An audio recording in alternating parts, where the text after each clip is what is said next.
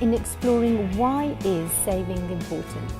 The answer lies in the question, what happens if people don't save?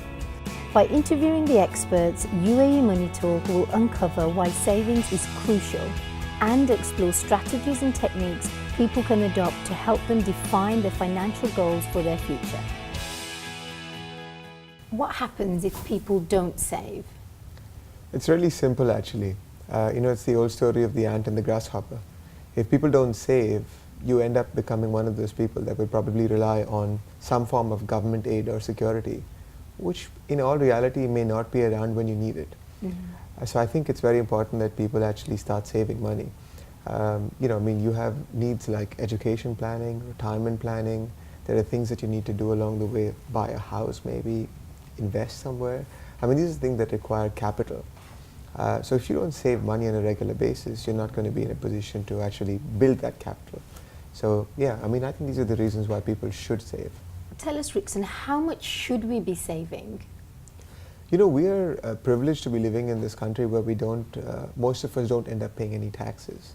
If we lived in a country where taxes were prevalent, about 30 to 35% of our income would actually go towards paying for benefits. And these benefits would predominantly mean education subsidized for our children, some form of social security, maybe unemployment, medical insurance.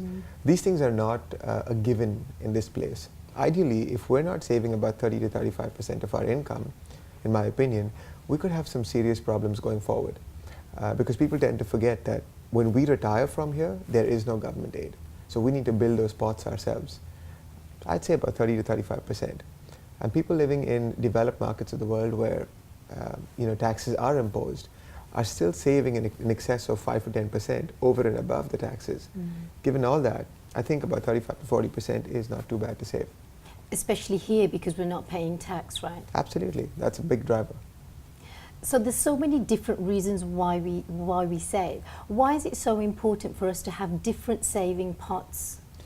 The biggest reason I can think of is it's a great way to build a discipline.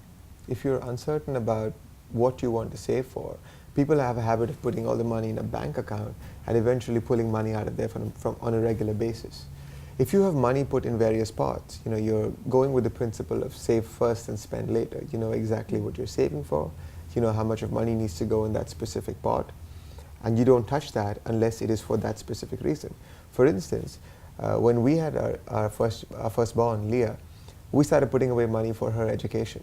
And that's a pot which is just for her education. We don't touch that money for our holidays, we don't touch it for our retirement, we won't touch it for anything else other than just that.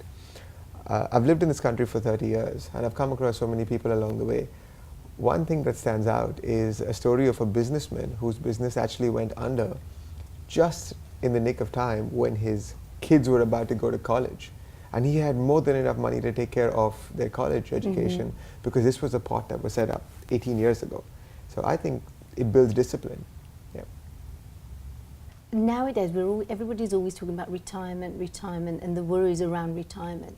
Why is it now more than ever so important for us to be saving for our retirement? It's interesting. If you see the stats on this, people are actually living much longer than they think they are. So when retirement was planned back in the day and people were supposed to work till 65 and retire thereafter, those rules don't apply anymore because life expectancy is gone way past 80. So if you've worked till 65 and if you've not saved enough money for retirement, you're probably going to end up living another 20, 25 years longer. If your money is not going to last you that long, you're going to die poor basically. Ideally, it's more important today than ever for someone to start saving. When we talk to people on a regular basis, they normally tell us that they would like to retire at 45, at 50, at 55. And when I hear these numbers, I can only conclude that they're not aware of what's happening in the world around them. The fact is, if you retire at 55, you'll probably end up living longer than you've ended up working.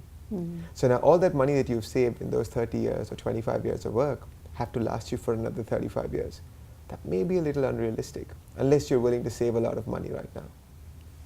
So many different parts, so many reasons to save for. Where shall we actually start? I think the first thing to do is budget yourselves. What people are not used to doing on a regular basis, again, to build discipline, is have some form of an expense sheet. It's very important to create that expense sheet, find out what you really need, and start cutting down on that. Go lean. So ideally, what I would do is have a budget sheet in place. Get your expenses on the paper, figure out how much you need to, what you need to spend, what is required, what is a necessity, and the rest of it needs to be saved. I would actually work on saving money first, and then spending whatever is left over. And if you go by the pots, you now know how much money needs to go in every single pot, and the rest of it is actually available for a surplus. It sounds really organized. Yeah, it is, but it is actually pretty simple. It's just getting your finances in order. You know what your end game is, and you start right now by putting money away for that. That's it. And clarity is power, right? Absolutely.